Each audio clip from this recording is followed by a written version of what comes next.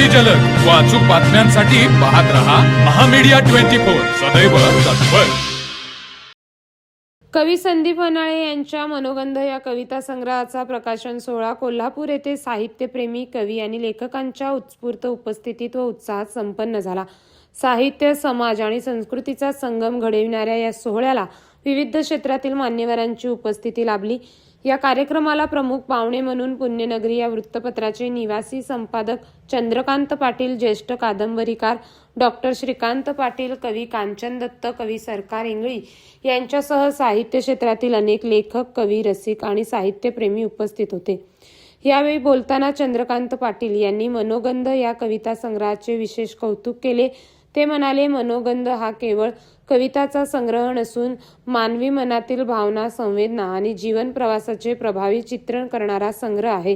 ज्येष्ठ कादंबरीकार डॉक्टर श्रीकांत पाटील यांनी संदीप वनाळे यांच्या लेखनातील संवेदनशीलता, सामाजिक भान आणि वास्तवदर्शी विचारांचे कौतुक केले व शुभेच्छा दिल्या। कवी कांचन दत्त आणि कवी सरकार इंगळी यांनीही मनोगंध मधील कविता वाचकांच्या मनाला स्पर्श करणाऱ्या असून समाजातील विविध पैलूंना शब्दबद्ध करणाऱ्या असल्याचे सांगितले।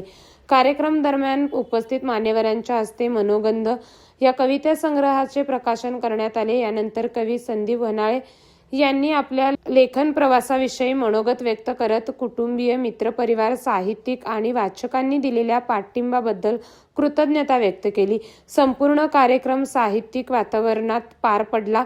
उपस्थित साहित्यप्रेमींनी कविता संग्रहाला भरभरून प्रतिसाद देत संदीप वनाळे यांच्या साहित्य निर्मितीचे कौतुक केले।